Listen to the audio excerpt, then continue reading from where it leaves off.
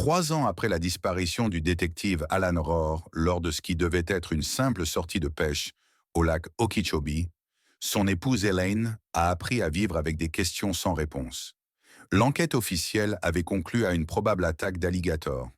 Mais aujourd'hui, des agents de la faune en exploration dans les mangroves de Chokoloskee, après une montée des eaux due à une tempête, tombent sur quelque chose de bouleversant.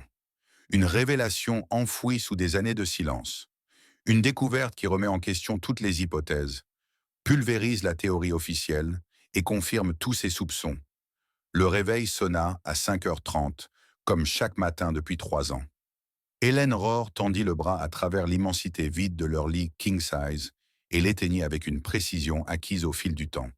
À 58 ans, Hélène avait appris à naviguer entre l'acceptation et l'espoir. La tasse à café d'Alan restait dans le placard, à la même place depuis la semaine suivant sa disparition. Le mot croisé du matin, à moitié complété, reposait à côté de sa tasse fumante, les précédents soigneusement empilés dans un panier. Certains matins, elle arrivait à remplir 3 définitions. D'autres, elle ne faisait que tenir le stylo, se rappelant comment Alan lui volait toujours la section sport en premier, faisant bruire les pages pendant qu'elle réfléchissait. Le silence avait désormais un poids. 3 années de silence s'étaient infiltrées dans les moindres recoins de leur maison, comme une poussière qu'elle n'arrivait pas à déloger. Tout le monde avait continué sa vie, sauf Hélène, suspendue dans le vide étrange d'un deuil sans réponse. Elle était en train de chercher la définition 12 verticalement quand le téléphone sonna. « Madame Rohr, ici l'agent Nate Gara de la Commission de la conservation de la faune et de la pêche de Floride. J'espère ne pas vous appeler trop tôt. » La main d'Hélène se crispa autour du combiné. Les appels concernant Alan étaient rares et jamais porteurs de bonnes nouvelles. « Ce n'est rien, agent. Que puis-je faire pour vous ?»« Madame, nous avons retrouvé des objets après la montée des eaux dans la région de Choco. Il y a une boîte à pêche ici avec le permis de pêche de votre mari à l'intérieur. Je me suis dit que vous voudriez être au courant. » Le stylo glissa de ses doigts. « Où exactement l'avez-vous trouvé ?»« Dans les mangroves près de la baie de Chokoloskee, à environ 130 km au sud de l'endroit où son bateau avait été retrouvé il y a 3 ans. La tempête causée par l'ouragan Isabelle a déplacé beaucoup de débris. Cela arrive parfois. Les courants peuvent transporter des objets très loin. 130 km.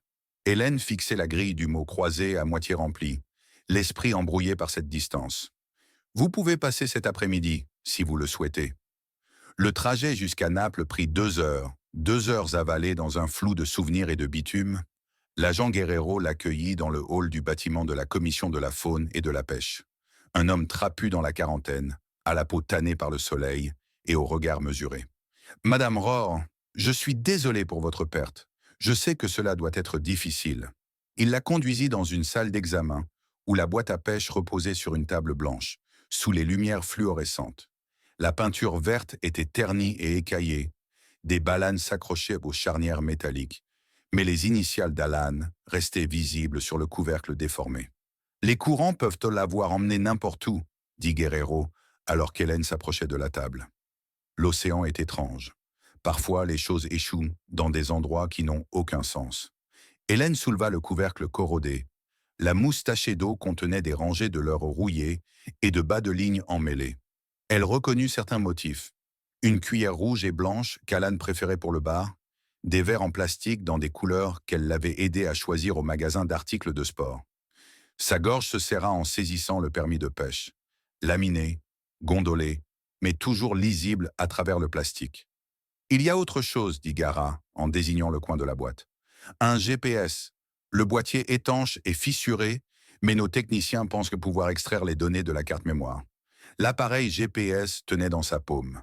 L'écran était couvert de fissures, mais l'intérieur semblait intact. Alan avait toujours été méticuleux dans le suivi de ses coins de pêche, marquant les bons endroits et notant les conditions météo. Il lui avait montré des cartes satellites avec des dizaines de points répartis à travers les eaux de Floride, comme des miettes numériques. « Le shérif avait conclu à une attaque d'alligators, » dit Hélène à voix basse. « Mais ils n'ont jamais retrouvé son corps. Seulement le bateau dérivant, vide. » Gara hocha la tête. « C'est toujours l'explication la plus probable, madame. Malheureusement, quand un alligator emporte quelqu'un, il ne reste souvent rien. Les Everglades peuvent être impitoyables. Mais à 130 km, les courants sont capricieux. Cette boîte a pu dériver des années avant de s'échouer. Cela ne change pas nécessairement ce qui est arrivé à votre mari. La technicienne était une jeune femme aux cheveux noirs coupés courts, aux gestes délicats.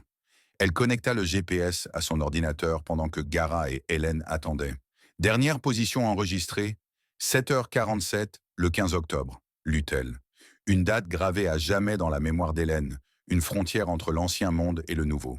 Mais selon ces données, il n'était pas au lac Okeechobee. Gara se pencha. Répétez, les coordonnées indiquent la rampe de mise à l'eau de Pelican Point. C'est à environ 20 km au nord-est du lac, loin de l'endroit où on a retrouvé son bateau. La pièce sembla basculer. Hélène s'agrippa à la table alors que l'évidence l'envahissait. Il m'avait dit qu'il allait à son endroit habituel, à Okeechobee. Il allait toujours au même endroit. Guerrero parlait déjà à voix basse à quelqu'un du bureau du shérif. Quand il raccrocha, son visage avait changé, passant de la sympathie de routine à la préoccupation professionnelle. Madame Rohr, je vais contacter le détective Morrison du bureau du shérif. Ces informations pourraient justifier un réexamen du dossier. Mais 3 heures plus tard, la réponse de Morrison arriva par un bref appel téléphonique. Preuves insuffisantes pour rouvrir l'enquête, rapporta Gara, la voix serrée de frustration. Morrison dit que le GPS a pu être endommagé par l'eau, ce qui fausserait les données. Sans preuves supplémentaires, ils maintiennent la thèse initiale. Mais cela prouve qu'il n'était pas où il avait dit qu'il serait. Je sais, madame, mais il considère cela comme une preuve technique non concluante. Il croit toujours à un accident, probablement une attaque d'alligator. Peut-être que quelqu'un a trouvé son matériel et a utilisé le bateau ensuite. Hélène fixait la boîte à pêche, sa surface verte familière désormais, porteuse de secrets insoupçonnés. L'histoire officielle n'avait jamais semblé juste. Mais elle l'avait acceptée, car envisager l'alternative, qu'on ait délibérément fait du mal à Alan, était trop terrible.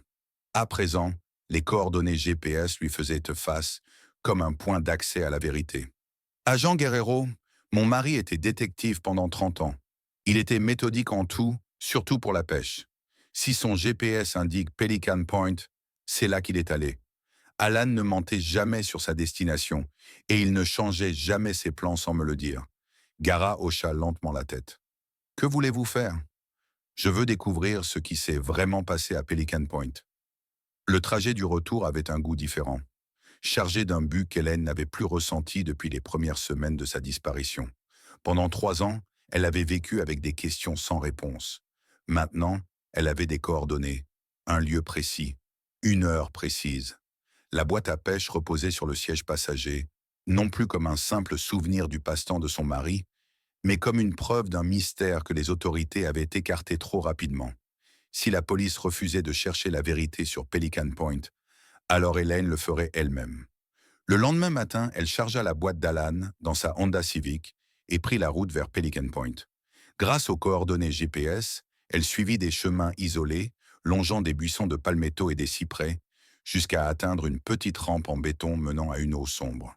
Le panneau en bois, criblé d'impacts de balles, indiquait un accès oublié, probablement plus fréquenté par des braconniers que par de vrais pêcheurs. Hélène marcha le long de la rive, observant les environs.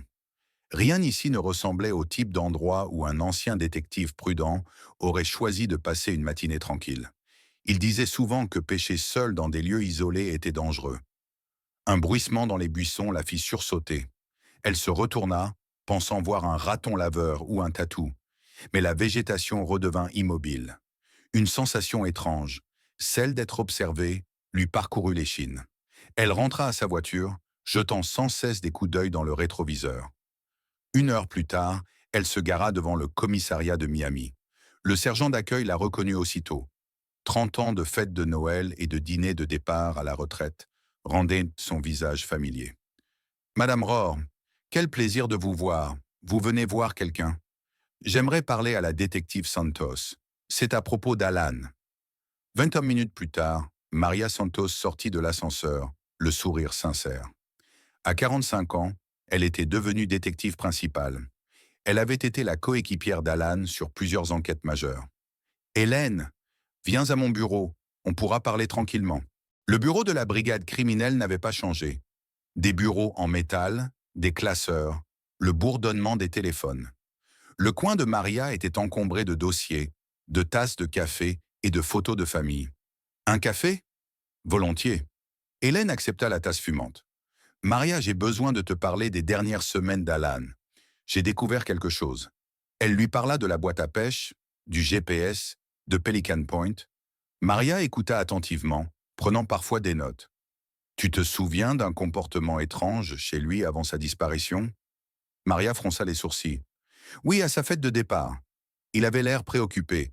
Il parlait de vieilles affaires, de criminels qui échappaient à la justice. Je pensais qu'il avait du mal à tourner la page. Il t'a parlé de certains dossiers? Pas de détails, mais il évoquait des irrégularités, des preuves perdues, des rapports de laboratoire incohérents. Il soupçonnait que quelqu'un trafiquait les preuves pour aider certains accusés. Et tu as enquêté? J'ai essayé. Mais après sa disparition, quand j'ai voulu revoir les dossiers qu'il consultait, le lieutenant Barnes m'a immédiatement coupé. Classé en révision fédérale, qu'il disait. Il m'a ordonné de passer à autre chose. Une révision fédérale? Pour des affaires locales? Pas habituelle, sauf s'il s'agit de corruption ou de crime organisé. Hélène posa sa tasse, les mains tremblantes. Tu crois qu'Alan enquêtait sur de la corruption? Je crois qu'il avait trouvé quelque chose qui inquiétait Barnes. Une semaine après sa disparition, tous ses dossiers ont été redistribués et verrouillés. Même moi, je n'y avais plus accès. Maria se pencha, baissant la voix. 3 mois avant de disparaître, Alan m'avait demandé qui pouvait accéder aux preuves stockées et comment les retraits étaient suivis. Il disait que des éléments essentiels avaient disparu avant des appels, que certains rapports contredisaient les témoignages au procès. Il voulait rassembler des preuves solides avant d'aller aux affaires internes. Elle fixa Hélène dans les yeux. Je pense qu'il enquêtait encore quand il a disparu. Un silence pesant s'installa. Pendant 3 ans, Hélène avait cru son mari mort dans un accident de pêche. Mais désormais, une autre vérité prenait forme. Une vérité qu'on avait voulu enfouir.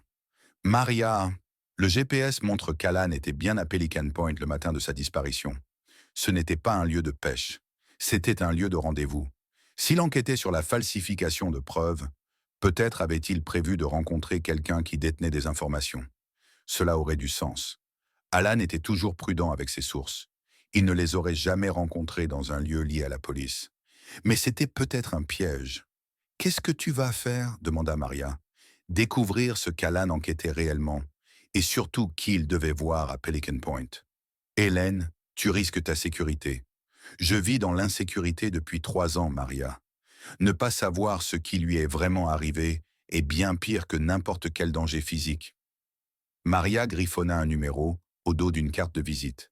« C'est mon portable personnel. Si tu trouves quoi que ce soit, appelle-moi. Ne fais rien seul. » Sur la route du retour, Hélène repensait à ce que Maria lui avait révélé. L'enquête officielle s'était uniquement concentrée sur l'hypothèse d'un accident. Personne n'avait examiné ses activités récentes, ni ses soupçons concernant des preuves manipulées.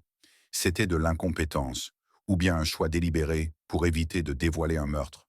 Que pensez-vous qu'il est vraiment arrivé à Alan? Était-il réduit au silence ou victime d'un accident comme le disent les autorités? Commentez ci-dessous. Hélène découvrira-t-elle la vérité sur la disparition de son mari? Likez cette vidéo et dites-nous d'où vous nous regardez.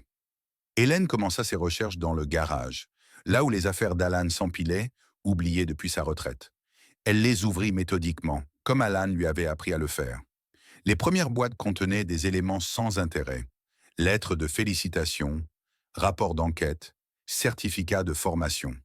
Mais dans la quatrième, sous des magazines de police, elle trouva un petit calendrier de bureau. Chaque case était remplie de l'écriture soignée d'Alan. Le mois précédant sa disparition y était détaillé. Rendez-vous médicaux, sorties pêche, visites à d'anciens collègues. Mais à mesure qu'octobre avançait, les notes devenaient plus énigmatiques. Appelé à propos de l'affaire Carter, vérifier registre de preuves. 2019 à 2021, appel avec preuves manquantes. Et le 15 octobre, jour de sa disparition, elle lut une note qui la glaça. PP 7h30, CD à info sur affaire, preuve PP pour Pelican Point, évidemment. Mais CD, inconnu, ce n'était pas une simple sortie de pêche, c'était un rendez-vous. Elle photographia la page avec son téléphone et continua ses recherches. Une heure plus tard, elle trouva une carte de visite derrière des photos de famille. Jennifer Walsh, avocate. Au dos, écrit à la main, irrégularité preuve, consultez. Elle composa le numéro. Une voix professionnelle décrocha après 2 sonneries. Walsh Legal Services, j'écoute. Madame Walsh, je suis Hélène Rohr. Mon mari Alan vous a consulté juste avant sa disparition. J'aimerais vous parler de cette rencontre. Un long silence. Je me souviens de votre mari. Je suis désolé pour votre perte. Mais vous comprenez, le secret professionnel... Mon mari est mort, maître Walsh, assassiné à cause de ce qu'il avait découvert. Le secret ne protège pas les morts de la justice. Après un nouveau silence, plus court, venez à mon cabinet. Je ne souhaite pas discuter de ça au téléphone. Le cabinet de Jennifer Walsh se situait au 2e étage d'un immeuble discret à Coral Gables. L'avocate, une quarantaine d'années, cheveux auburn et regard perçant, l'accueillit avec sérieux. Asseyez-vous. Je dois vous dire que ce que votre mari m'a confié était très préoccupant. Je lui ai conseillé d'alerter immédiatement les autorités fédérales. Quel type de préoccupation? Walsh ouvrit un dossier. Il soupçonnait une manipulation systématique des preuves dans de grandes affaires criminelles. Pas des pertes aléatoires, mais des suppressions délibérées destinées à affaiblir les condamnations et faciliter des appels. Et il avait des preuves. Il avait repéré 17 cas en 3 ans où des pièces essentielles avaient disparu entre le procès et l'appel. Tous concernaient des affaires sensibles, crimes organisés, trafic de drogue, corruption. La défense s'en servait pour obtenir des réductions de peine. Hélène sentit un frisson. Quelqu'un aidait des criminels à sortir de prison en détruisant les preuves. C'était sa théorie.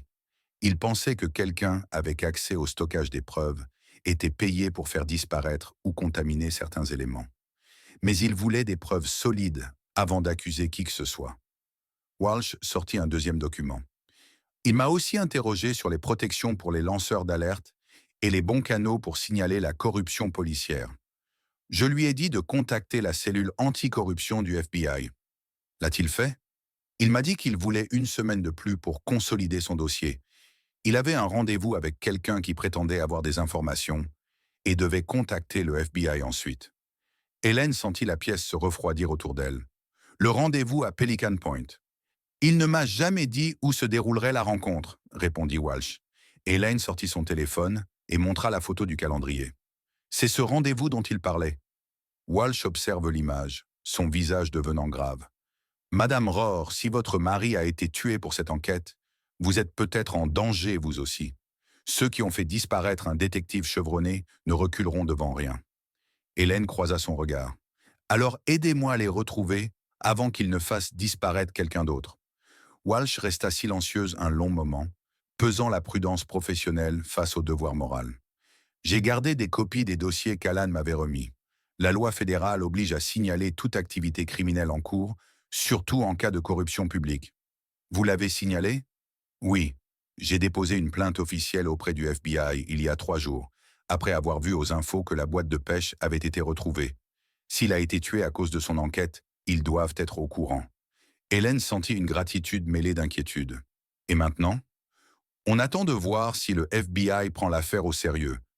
Mais faites très attention, Madame Rohr. Quelqu'un a tout fait pour faire taire votre mari. Cette personne pourrait vous voir comme une menace. En rentrant chez elle, Hélène sentait son esprit bouillonner. Alan n'était pas mort par accident. Il avait été assassiné parce qu'il avait découvert une corruption organisée. Il fallait qu'elle découvre qui était CD, avant que CD n'apprenne qu'elle posait des questions. La maison lui sembla soudain vulnérable. Les fenêtres trop ouvertes, les serrures trop simples. Cette même sensation d'être observée qu'à Pelican Point revenait. Elle enferma les preuves, le calendrier, la carte de visite, les notes, dans le coffre-fort qu'Alan avait installé. Dès le lendemain, elle commencerait à chercher qui, avec les initiales CD, aurait pu rencontrer Alan dans ces derniers jours. Quelqu'un qui avait trahi 30 ans de confiance avec quelques mots sur des preuves et des informations.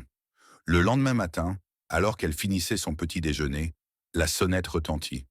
Par le Judas, elle vit un homme dans la 50aine, en polo et pantalon clair. Une posture de policier, même en civil. « Madame Rohr, je suis le marshal adjoint Clint Darrow. J'ai travaillé avec Alan sur plusieurs opérations conjointes. J'ai appris pour la boîte. Je voulais prendre de vos nouvelles. Le nom lui revint.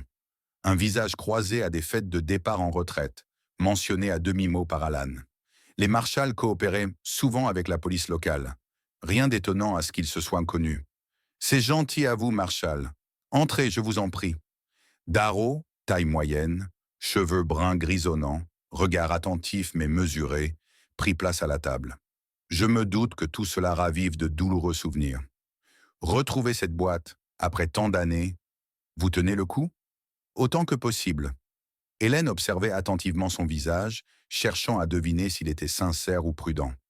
C'est fou ce que l'eau peut transporter. Des objets peuvent dériver des kilomètres sans logique. Il la scruta discrètement. Avez-vous eu le courage de l'ouvrir? Parfois, les objets personnels apportent des réponses. La question paraissait trop anodine, presque comme s'il attendait un détail précis. Surtout du matériel de pêche et sa licence. Rien de révélateur. C'est peut-être mieux ainsi. Mieux vaut parfois ne pas tout savoir sur un accident tragique. Hélène, tout en se resservant du café, prit le temps de réfléchir. Dites-moi, Marshal Darrow, Alan vous parlait-il de ses enquêtes? J'aimerais comprendre ce qui l'occupait après sa retraite. L'expression de Darrow ne changea pas, mais son corps se raidit légèrement. Alan était discret, même avec ses proches collègues. Une habitude professionnelle. Pourquoi cette question? Il a laissé des notes mentionnant des irrégularités dans d'anciennes affaires. Je me suis dit que vous auriez peut-être un éclairage. Des irrégularités? Darrow se pencha. De quel genre? La question avait fusé, trop vite, trop ciblée. Hélène se méfia. Manipulation de preuves, disparition d'éléments. Peut-être que j'interprète mal. Sans doute. Alan était méticuleux, parfois à l'excès. Il voyait parfois des problèmes dans des procédures normales. Il termina son café et posa la tasse. Permettez un conseil d'ami. Quand on perd un proche brutalement, on cherche souvent des explications complexes. Les théories du complot peuvent séduire quand la réalité est trop dure à affronter. Je ne suis pas du genre à céder à ce genre de choses, Marshal. Je n'en doute pas. Mais Alan aurait voulu que vous trouviez la paix, pas que vous passiez vos vieux jours à courir après des ombres. Il se leva, reprenant une posture de bienveillance professionnelle. Vous avez parlé à d'autres personnes de ces notes? À quelques proches d'Alan. Je comprends, mais faites attention à ce que vous partagez. De simples soupçons peuvent nuire à la mémoire d'un homme comme Alan. Le ton restait poli, mais le message était clair. Je ferai attention. Alan méritait mieux que de mourir seul dans ce marécage. Alors qu'il se dirigeait vers la porte, il s'arrêta, l'air pensif. Vous savez, si vous avez besoin de parler, je peux vous inviter à prendre un café demain matin. 10 heures au Sunrise Café sur Federal Highway. Ça fait du bien de parler avec quelqu'un qui a connu Alan. L'invitation semblait étrange, mais refuser aurait été suspect. D'accord, 10 heures au Sunrise Café. Il lui serra la main, un peu trop longuement. Et Madame Rohr, soyez prudente avec les gens à qui vous confiez les derniers jours d'Alan. On ne sait jamais qui pourrait se servir de certains détails. Lorsqu'il partit, Hélène verrouilla la porte et vérifia les fenêtres. Son cœur battait vite. La visite avait été courtoise, mais trop ciblée. Les questions trop précises. L'intérêt trop vif. Elle savait désormais qui était C.D. Clint Darrow. Elle sortit son téléphone et envoya un message à Maria Santos. Le marshal Darrow vient de partir. Rendez-vous demain à 10 heures au Sunrise Café. Quelque chose ne va pas avec lui. La réponse arriva presque aussitôt. Sois prudente. Je vais vérifier ses liens avec les affaires d'Alan. Le café du lendemain ne serait pas une conversation sur le deuil. Ce serait peut-être sa meilleure chance de découvrir ce que Clint Darrow savait vraiment sur la mort d'Alan. Elle devait simplement survivre à cette conversation. Le Sunrise Café, situé dans un petit centre commercial, offrait une vue dégagée sur le parking et les alentours. Hélène arriva 10 minutes en avance et choisit une table au fond, d'où elle pouvait observer les autres clients tout en gardant plusieurs issues à portée. Darrow entra pile à 10 heures, en tenue formelle cette fois, affichant une autorité assumée plutôt que de la compassion. « J'espère que vous n'attendez pas depuis longtemps, dit-il en s'asseyant. La circulation était dense. « Un peu, mais ça va, répondit Hélène. Ça m'a aidé de savoir qu'Alan avait des collègues qui tenaient à lui. 30 ans dans la police, ça crée des liens solides. » Darrow remua son café le tintement de la cuillère résonnant dans le silence tendu. Vous avez réfléchi à notre discussion d'hier? Ouais, j'ai beaucoup pensé aux notes qu'il avait laissées sur des irrégularités dans des affaires anciennes. La main de Darrow s'interrompit un instant. Et alors? J'ai retrouvé une entrée dans son agenda, le jour de sa disparition. Il y mentionne un rendez-vous à Pelican Point avec quelqu'un ayant des infos sur des preuves de dossier. Darrow posa lentement sa cuillère, son regard s'aiguisant. Pelican Point. Coin isolé. Pas vraiment un coin de pêche. Le calendrier mentionnait un nom, juste des initiales. CD. Il répéta lentement. CD. Ça pourrait être n'importe qui. Oui, mais combiné avec ses recherches sur des manipulations de preuves, ça suggère qu'il allait rencontrer un informateur.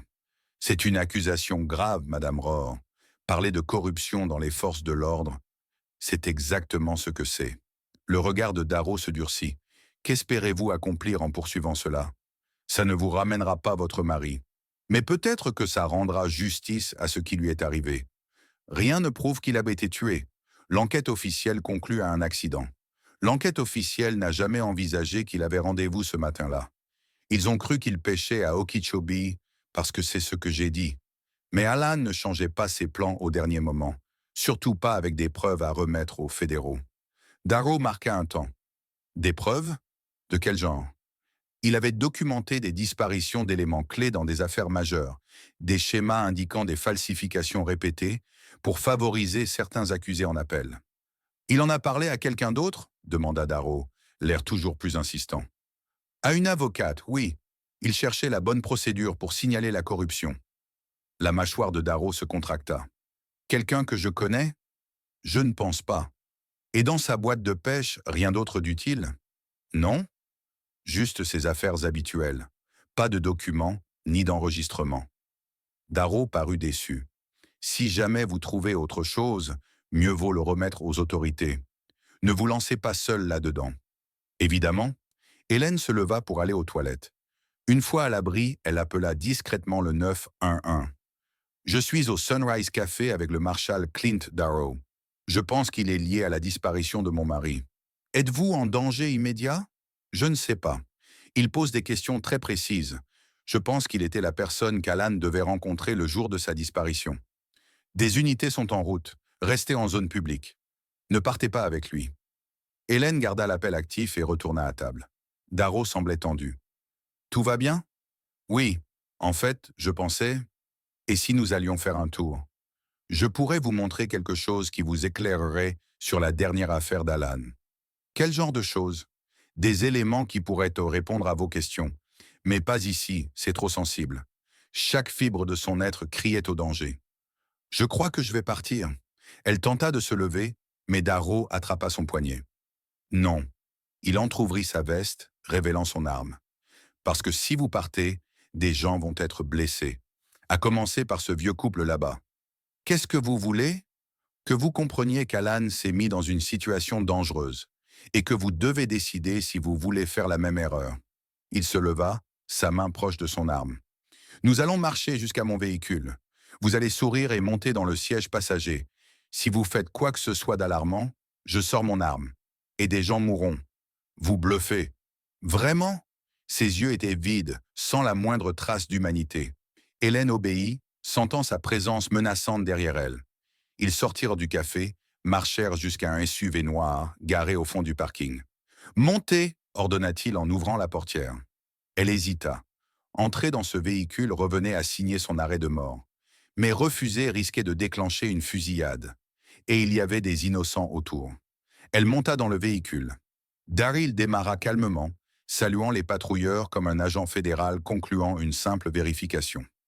Dans le rétroviseur, Hélène vit les policiers regagner leur voiture, sans doute convaincus d'une fausse alerte. « Très bien joué, » dit Daryl en s'engageant sur la Federal Highway. « Tu viens peut-être de sauver plusieurs vies. »« Où m'emmenez-vous ?»« Quelque part où l'on pourra vraiment parler de ce que ton mari enquêtait et de ce que tu crois savoir. Alors, c'est toi qui l'as tué. » J'ai essayé de le raisonner. Mais Alan ne comprenait pas que certains compromis sont nécessaires. Ils laissaient les zones urbaines derrière eux, s'enfonçant vers les Everglades, sur des routes de plus en plus désertes. Pourquoi me dire tout ça? Parce que tu dois comprendre ce qu'il en coûte de menacer des opérations bien plus grandes que la morale individuelle. Alan pensait dénoncer la corruption et devenir un héros. Il est mort seul dans un marécage parce qu'il n'a pas vu la portée de ce qu'il remettait en cause. Et tu crois que me tuer résoudra tes problèmes? Éliminer les menaces fait partie de mon travail. C'est regrettable, mais parfois nécessaire. L'SUV tourna sur un chemin de terre. Un vieux panneau indiquait Pelican Point Boat Ramp. Le sang d'Hélène se glaça. Il l'amenait là où Alan avait été tué, 3 ans plus tôt. C'est ici que ça s'est passé, dit Daryl, comme s'il parlait d'un vieux souvenir. Alan croyait rencontrer un agent fédéral porteur d'infos. Mais c'était moi, ton fameux CD. Très malin, répondit Hélène. Je lui ai dit que j'avais des preuves de corruption. Il était si pressé de briller qu'il n'a même pas réfléchi à pourquoi je voulais ce lieu si reculé. Ils arrivèrent près de la rampe en béton. Au loin, Hélène entendit des sirènes. Le bruit se rapprochait rapidement. Des voitures de police surgirent à la lisière des arbres. « Comment ils nous ont retrouvés ?» s'écria Daryl. Hélène esquissa un sourire malgré sa peur. « Tu n'es pas le seul à savoir réfléchir tactiquement. Mon téléphone était toujours connecté au 911. Ils ont suivi le signal GPS. »« Malin ! Alan aurait été fier, grogna-t-il, tirant son arme et la pressant contre ses côtes. « Tu vas m'aider à sortir de là. » À travers le pare-brise, Hélène vit les agents se positionner, armes en main mais non pointées. Une voix résonna dans un haut-parleur. « Marshall Darrow, ici la détective Santos. Sortez du véhicule, main visible. » Daryl éclata d'un rire amer. « Évidemment, Maria, j'aurais dû m'en douter. » Il baissa la vitre et cria « Je suis un officier fédéral avec une civile. Appelez les bonnes autorités avant d'aggraver la situation. » Le FBI est déjà informé, Marshall. L'agent Rosa Mendis est en route. Relâchez Madame Rohr et déposez votre arme. Pas question. Il ralluma le moteur, mais toutes les issues étaient à bloquer. D'autres véhicules arrivaient, SUV banalisés, fourgons tactiques, centre de commandement mobile. La zone était cernée. Marshall Darrow lança une nouvelle voix. Ici l'agent Mendis du FBI. Vous êtes encerclés. Rendez-vous. Daryl sortit du SUV en se cachant derrière la portière, son arme toujours braquée sur Hélène. « Je veux un hélico et un passage sûr vers un pays sans extradition. Madame Rohr reste avec moi jusqu'à ce que je sois hors du territoire. » Il devenait de plus en plus instable. Des tireurs d'élite s'infiltraient dans la végétation. Chaque seconde comptait. « C'est Vincent Armanetti qui a ordonné la mort de ton mari !» hurla-t-il, dépassé par la pression. Sa confession était captée par les micros des forces fédérales. Mais Hélène devait survivre encore quelques minutes. Elle vit les tireurs se rapprocher, mais Daryl était bien couvert. Il fallait le distraire. « Je crois que je fais une crise cardiaque. » Elle s'effondra, la main sur la poitrine, haletante. Daryl détourna un instant son attention. Ce fut suffisant. Le tir claqua. Daryl tourna sur lui-même et s'écroula au sol. Son arme glissa sur le béton. Les agents foncèrent. « Zone sécurisée, otage indemne », annonça l'un d'eux. Hélène resta immobile jusqu'à ce qu'un ambulancier vienne lui ouvrir la portière. « Madame Rohr, je suis l'agent Mendis. Vous êtes blessée ? » ?»« Non, ça va. On va vous emmener à l'hôpital pour vérifier. Mais d'abord, Marshall Daryl a-t-il avoué ? » ?»« Oui. Il a dit que Vincent Armanetti avait ordonné le meurtre, mais que c'est lui qui l'a tué. Il l'a frappé avec un démon de pneu. » L'agent Mendis hocha la tête. Grave. Sa confession, couplée aux preuves rassemblées par votre mari, suffira à faire tomber tout le réseau. « Et maintenant ?» demanda Hélène. « Maintenant, on arrête tous ceux impliqués dans le réseau de falsification de preuves et on s'assure que votre mari obtienne enfin la justice pour laquelle il a donné sa vie. » Le bureau du FBI à Miami contrastait brutalement avec le chaos marécageux de Pelican Point. L'agent Rosa Mendis guida Hélène dans des couloirs aseptisés jusqu'à une salle d'interrogatoire où elle donna sa déposition. Pendant 3 heures, Hélène raconta tout. La découverte de la boîte à pêche, le calendrier d'Alan, la rencontre avec l'avocate Walsh, puis la confrontation avec Darrow au café. Elle décrivit son comportement suspect, sa connaissance de détails confidentiels et sa confession à Pelican Point. Il a dit que Vincent Armanetti avait commandité la mort d'Alan pour se venger de sa condamnation, conclut-elle. Sa confession a été enregistrée. C'est suffisant pour une inculpation pour meurtre, confirma Mendes. Et la falsification des preuves? Nous y travaillons. Darrow est en détention depuis 72 heures. Il commence à réaliser l'ampleur des charges qui l'attendent. 2 jours plus tard, l'agent Mendes rappela Hélène avec une nouvelle importante. Marshal Darrow collabore. Vous devez entendre ce qu'il nous a révélé. Dans une salle d'observation, Hélène suivit l'interrogatoire de Darrow derrière une vitre sans teint. En tenue orange de détenu, il semblait méconnaissable. Parlez-nous d'Armanetti, demanda un agent. J'étais sa taupe pendant 8 ans. Il m'a recruté avant même son procès. En échange d'argent, je faisais disparaître ou modifier des preuves pour saboter les procédures. Hélène écoutait, stupéfaite. Le complot dépassait tout ce qu'elle avait imaginé. Même en prison, Armanetti dirigeait une opération de représailles. Il voulait ruiner les carrières de ceux qui l'avaient fait tomber, et Alan était en tête de liste. C'est lui qui vous a ordonné de le tuer? Oui, il voulait envoyer un message à tous les enquêteurs. Et maintenant? Demanda Mendes à Hélène. Maintenant, on comprend l'ampleur réelle de cette affaire, répondit-elle.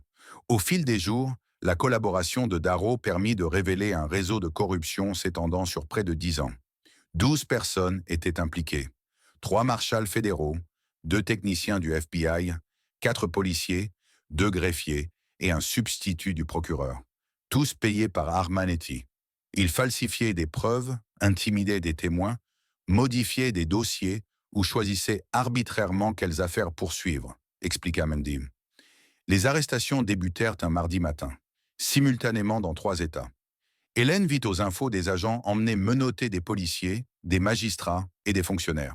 Grâce à Darrow et aux recherches d'Alan, nous avons identifié 37 affaires sabotées sur 8 ans, annonça Mendes plus tard. Et que va-t-il se passer pour ces affaires? Les cours d'appel vont les réexaminer. Certaines condamnations seront annulées. On estime à 15 les procès à refaire. 2 jours après la confession de Darrow, Hélène reçut l'appel qu'elle redoutait et attendait. « Madame Rohr, Darrow a accepté de nous conduire jusqu'au corps de votre mari. Êtes-vous prête ?» Les mots l'ébranlèrent. 3 ans d'attente, et enfin la possibilité de dire adieu. Elle demanda simplement « Où ?» À environ 8 kilomètres de Pelican Point, dans les Everglades. Il l'a enterré dans un endroit qu'il pensait introuvable. Quand? Demain matin. Vous avez le droit d'être présente. Hélène contempla le jardin où Alan voulait construire un atelier après sa retraite. J'y serai. Le lendemain, Hélène embarqua sur un aéroglisseur avec l'agent Mendes et une anthropologue judiciaire. Une autre embarcation transportait l'équipe de fouilles. Vers midi, les techniciens dégagèrent une bâche. Dr Sarah Miller, l'anthropologue, procéda avec lenteur, documentant chaque couche. Finalement, elle découvrit des restes humains. « Madame Rohr, dit-elle doucement, nous avons retrouvé des objets personnels confirmant l'identité. L'alliance, le portefeuille et le badge d'inspecteur. » Hélène acquiesça, incapable de parler. L'alliance qu'elle avait passée à son doigt 34 ans plus tôt était désormais une preuve dans un dossier de meurtre. La cause du décès est un traumatisme crânien contondant, cohérent avec la confession de Darrow, expliqua Dr Miller. La mort a été immédiate. Il n'a pas souffert, murmura l'agent Mendes. C'était peu, mais c'était un réconfort. L'image d'Alan abandonné là pendant 3 ans était déjà insupportable sans y ajouter l'idée d'une agonie. La récupération dura 6 heures. Chaque os, chaque morceau de tissu, chaque objet personnel fut soigneusement documenté et conservé. La Miller expliqua que les restes feraient l'objet d'une analyse médico-légale complète, mais son examen préliminaire confirmait l'identité d'Alan et la cause du décès. Alors que le soleil se couchait à travers la canopée de cyprès, l'équipe emballa son matériel pour retourner à la civilisation. Daryl fut ramené en détention fédérale, où il attendrait son procès pour meurtre au premier degré et complot, des charges pouvant entraîner la peine de mort. « Madame Rohr, dit l'agent Mendes au débarcadère de Pelican Point, l'examinateur médical rendra les restes de votre mari pour l'inhumation une fois l'analyse terminée, probablement dans 2 semaines. Merci. Avez-vous besoin de quelque chose d'autre? » Hélène regarda vers l'eau sombre et la nature impénétrable où Alan avait été caché pendant 3 ans. « Justice. J'ai besoin de justice pour mon mari. » Vous l'aurez. Daryl passera le reste de sa vie en prison fédérale et Armanetti risque la peine capitale pour avoir ordonné ce meurtre. Le trajet du retour fut silencieux. Hélène songeait aux arrangements funéraires qu'elle n'avait jamais pu préparer.